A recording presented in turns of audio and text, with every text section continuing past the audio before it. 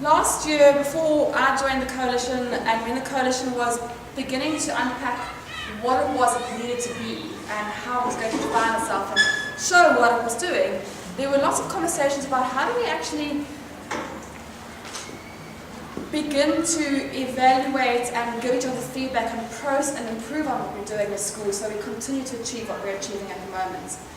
And towards the end of last year, November, the meeting a year ago, there was a conversation about, well, you know, there are models in which this has been done before, and certainly what we found most valuable is peers coming into one another's schools and talking as a peer to a peer about what they're doing.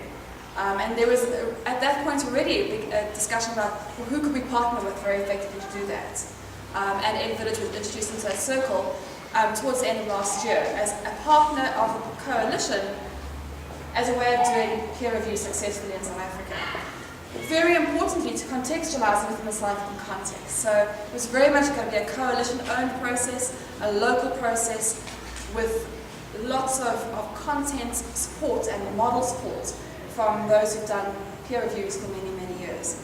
And so in January and February this year, those of you who had the Dominican Convent workshop, which I was fortunate to attend, Alison came in and the Ed Village team talked about what is peer review and what do they do in peer review in the US and how could it be useful for the coalition. And there was a very great sense of that meeting that this would be a very valuable tool. There was some anxiety about what it meant relative to the ICWA and the Malusi and all the other tools that are local tools, but there was a great sense that here's something valuable that we can learn from. So in June, we sent, as a coalition, the schools themselves sent 8 members of the coalition schools and the Royal Bafokeng Institute to the US to spend a week, 10 days, a week and a bit, immersed in the model, immersed in the language, immersed in the schools that so much of this is practiced in. Learning from that, developing the instrument that you now see, talking about the language of review, which is something that we'll talk about this afternoon, and walked away from that June meeting with not only an instrument for us to test in terms of criteria, a self-reflection tool for school leaders to go through as a process to lead us into their schools, but also a methodology of how we're going to go into this environment and do this. And so at the end of June, when everyone came back, there was then a thing saying, well, what is the next step?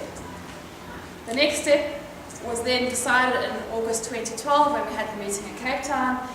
And the essential decision was that all the schools that are participated in the peer review training in the US would be pilots for a first phase implementation of the peer review process, the model, the forms, the methodology, everything that we've been doing so far. And that process began in September with Lebone as the pilot of the pilots, in which a team of more than 11 people descended on Lebone with support from Ed Village, very good, strong support from Ed Village in terms of modelling and coaching us through that first review. And it was followed very shortly by the review at League 4 at Ross's School in Diepsloot.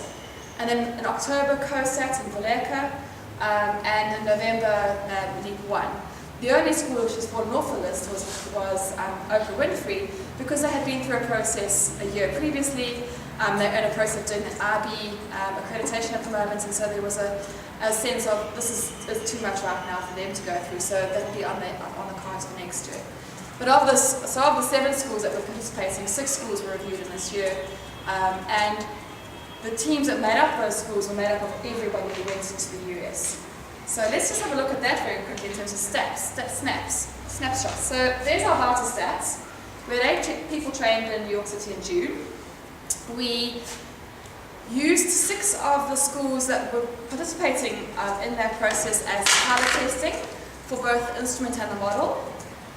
In the process of constructing teams, we have brought an additional further 13 people from coalition schools into the model, trained them through a process that some of you will go through this afternoon, brought them into how they do it, and they've been part of a very critical part of the team in those reviews. So we now have a total of 13 plus the original 8 who've been trained and understand the peer review model.